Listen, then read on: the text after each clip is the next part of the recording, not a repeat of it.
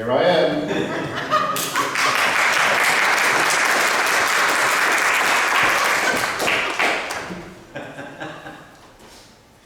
My friends, I can't tell you how overjoyed I am at being ordained to the order of deacon after all these years. I have always felt called to ministry, always, from the time I was a little kid. But I really formally started this journey towards ordination as a junior at Cardinal Doherty High School in Philadelphia in 1965. That was 53 years ago. So it's been a long time coming. A funny story about that. I graduated from Cardinal Doherty High School in 1966. And Cardinal Doherty High School in Philadelphia was known for many things, one of which was the largest Catholic high school in the world. We had 6,600 kids in that school, 1,400 just in my graduating class. But the other big feature, as Tony will tell you, was that we had an award-winning, world-class, huge marching band and concert band, the Cardinal Doherty High School band. It was amazing. And my whole family was in it. I played trumpet, my brother played saxophone, my other brother played clarinet. My parents were band parents, chaperones, if you will. My sister later on joined and became the captain of the drill team and what have you. And we did all kinds of things, marched in Patty's Day parades in New York and Thanksgiving Day parades all over the country. And we were Lyndon Johnson's favorite band. Every time he came to Philadelphia, we went down to the airport to play Hail with the Chief, what have you. But the centerpiece of everything I experienced there was in the summer that I graduated, 1966, we did a grand tour of Europe. 10 countries in 30 days. It was amazing. We played for Princess Grace and Prince Rainier at their palace. We prayed for Queen Juliana of the Netherlands, for King Bernhard of Belgium. But the big event happened on June 30th. Of that trip, when we put on a typical American football halftime show for the Pope in St. Damascus courtyard in the Papal Palace. It was amazing. It was about this tall, and he's up there. He was having a grand medal. I have a medal, I have a paper medal, because I don't know.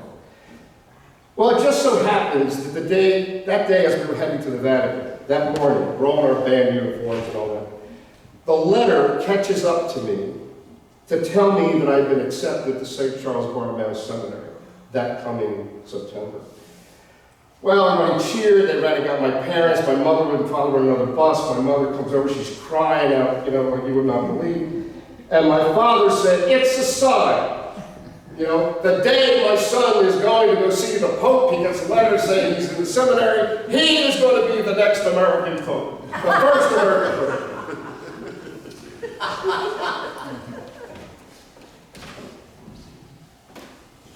Well, Dad, would you believe casino?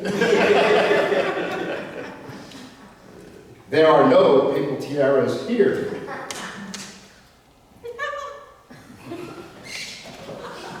But speaking of casino, I am also humbled and amazed that you, my brothers and sisters, particularly here at St. Charles, have deemed me worthy to serve as your deacon.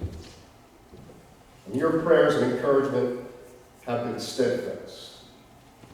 And as you know, I'm in what's known as the transitional diaconate, rather than the permanent diaconate. This is not the end goal. For me, this is the first step towards priesthood, my ultimate goal, which God willing will come soon. So I ask you for your continued prayers and support.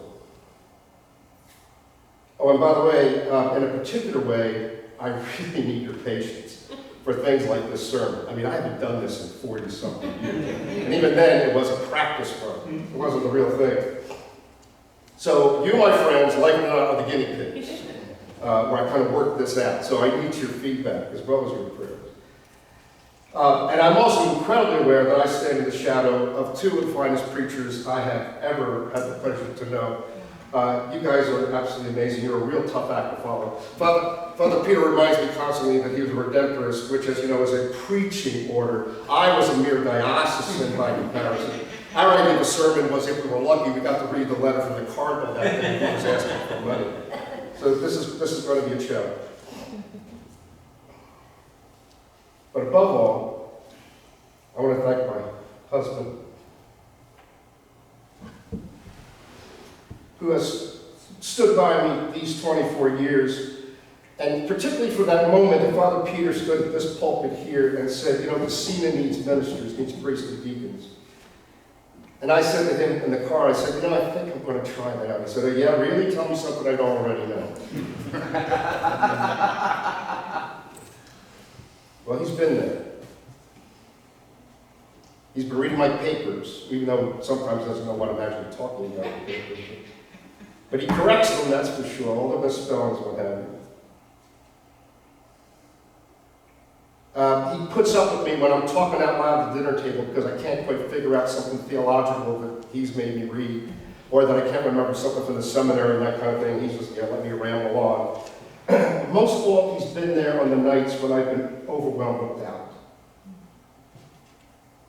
Not so much about being ordained, but like, why now at the end of my life?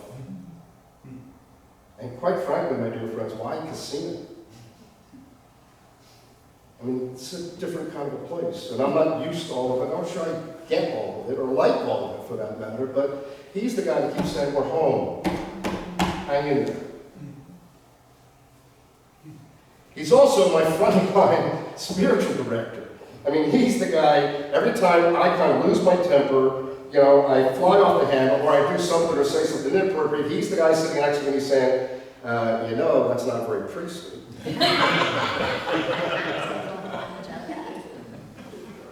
Well, I need that sort of kick in the head every once in a while. And that question, is that very priestly? Is spot on. Because for me particularly, as I said, deacon is not the end game. Priesthood is. That's what I feel called to be. And in a kind of weird way, perhaps, it is a sign from God. Hey, Dad, if you're listening, that my first homily starts on this day, the solemnity of the body and blood of Christ, because, my friends, this feast is all about priesthood. It is the priest, following Jesus' command to do this in memory of me, that brings the body and blood of Christ to our altar, to us. According to Jesus' plan, no priest, no Eucharist. It was all about priesthood. This feast that we celebrate today puts Christ's institution of the priesthood and the Eucharist front and center. If you recall, I mean, just a few weeks ago, we celebrated it another time, on Holy Thursday. But on Holy Thursday, it kind of caught up in the drama of Holy Week. It's like Act 1 of a 4-act play. Okay, Last Supper, then, crucifixion, then Day in the Tomb, then Hallelujah, He is risen, Easter. The focal point of Holy Week, the climax of Holy Week, is the resurrection, and rightly so. But the Church in her wisdom, and thanks in no small measure to a 13th century Norbertine nun by the name of St. Juliana of Liège, who convinced a friend of hers, who was the bishop at the time, who later became Pope Urban IV, that this body and blood of Christ idea, this concept of the priesthood and the Eucharist is so central to our faith, to our worship, that it needed its own feast. So in 1264, Pope Urban created something called the Feast of Corpus Christi, which is what today is. So there's so many reasons why this is fitting. And I've been pondering that. One of them, it seems to me, is that this is the feast that uniquely makes us Catholic. I mean, we could spend hours picking out verses in the gospel where Jesus lays out his expectations of what he wants from us to be true disciples. Sell all you have and give to the poor. Take up your cross and follow me. Love your enemies. Turn the other cheek. By the way, don't worry about what you're going to eat or what you're going to put on. God will take care of it. trust. Let the one with no sin cast the first stone. This is tough stuff. Christ knew that to be one of his disciples, it was a tough ask of him. And that's why he said, I will always be with you till the end of the world. He knew we needed him here to help us. One of the incredibly creative ways that he did that is he gave us priests to stand for him as if it was him. That's why they're called alter Christus, other Christs, to guide us. And how through the priest, he created the means for himself to be physically, really present here with us in the Eucharist. It's an amazing idea.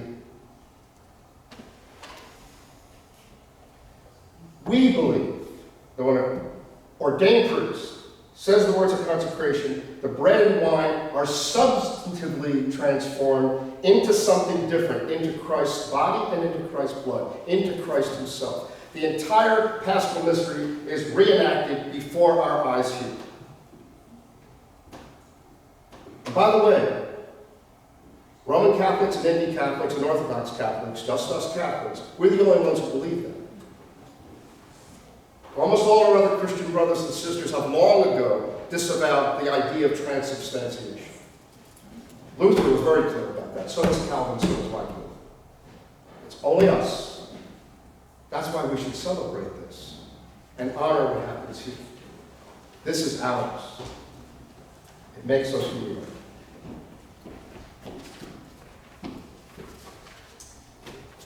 Another thing that comes to mind is that the Eucharist is, in fact, God's new offer to enter into a deep, committed, and very intimate relationship with each one of us. So we just heard the story in Exodus about how after God led the people of Israel out of Egypt into the desert, that Moses rallies everybody together. He reads the commandments of God to the people. That covenant was the covenant originally made with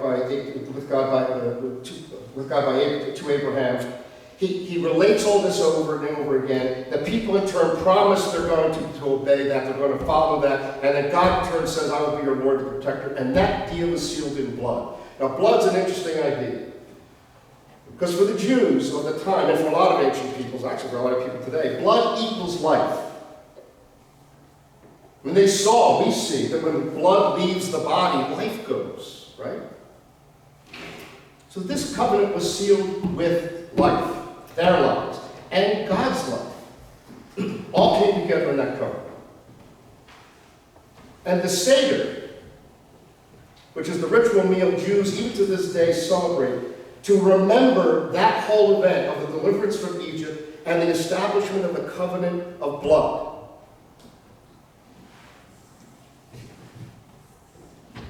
That's the Last Supper. That's what's happening now. In fact, the Last Supper could rightly be called the Last Seder. Because that's what was going on. That's why they were there in that upper room. But here's the catch. Here's the little catch. Jesus is leading them through this. Have you ever been through the ritual, ever been through a Seder? It's a beautiful ceremony. The first part is called the Haggadah, where essentially the youngest kid asks the oldest person, why are we here? And they tell this whole story all over again. And then they go to the second phase where they bless the bread. Baruch atah Adonai. And they disperse it. But Jesus, in his Seder, interrupts that ritual. As he's passing out the bread, breaking the bread and passing out, he says, this bread is my body. And then later in the Seder, there's 4 cups of wine. The cup number 3 is called the cup of blessing because it represents the blood of the Paschal lamb, the lamb that was put on the lintels of the house in Goshen that enabled the angel of death to pass over. It was the blood that was sacrificed in the temple of Passover. It was the blood that Moses just sacrificed in the desert. Once again, he interrupts the ritual as he's passing the cup around. He blesses it first, Baruch atah Adonai, and then passes around and says, this cup is the cup of my blood. which will be shed for many. Can you imagine what must have been going through the minds of the 12 apostles when he did that? I mean, here is this Jesus with whom they've just spent, 3 years of their lives? You know, time and time again, they saw miracles that were totally unexplainable, raising the dead, for example.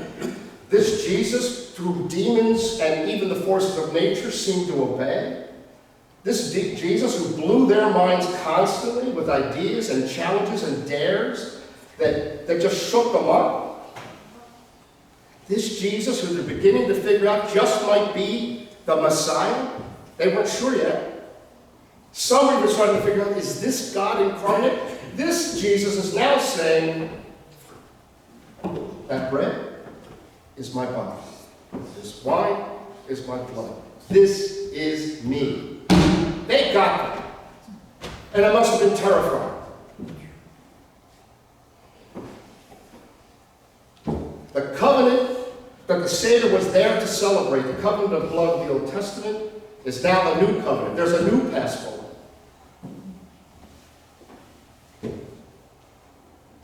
And they really figured it out the next day when they actually saw his blood shed.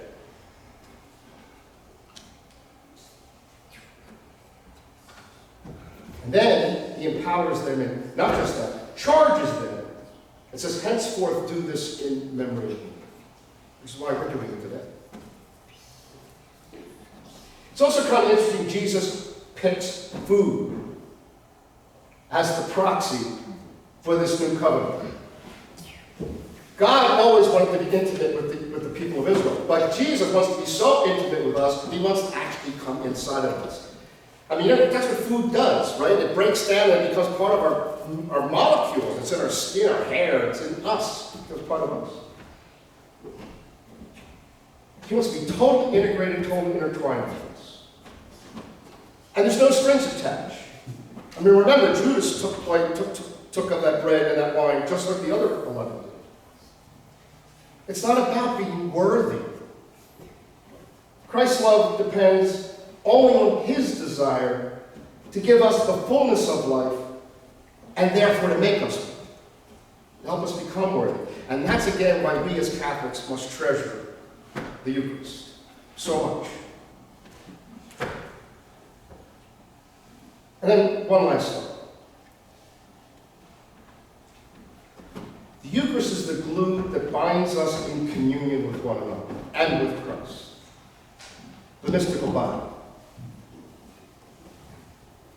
The communion we're called to have with God and with each other is a powerful, powerful reality that can help us crown any joy, persevere through any sorrow.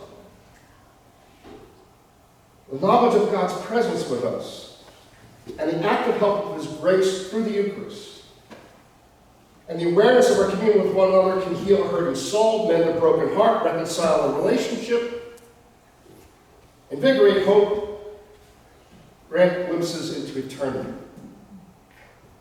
and bring peace to any situation that wants it. Without question, our Holy Communion with Christ is a powerful force to help us love deeply, forgive generously, serve selflessly, be happy constantly, and to walk tenderly with God and our neighbor amongst all the twists and turmoils of life.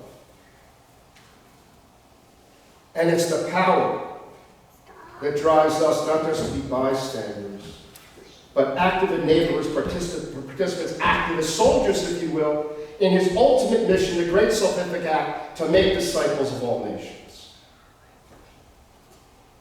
It comes from that powerhouse. So my brothers and sisters, as we continue this Mass this morning, let us give thanks to God for the great gift of the Eucharist and for all that he has given us through Christ. I mean, Eucharist itself, the Greek word is Eucharistia, and it means thanksgiving. That's what this is about.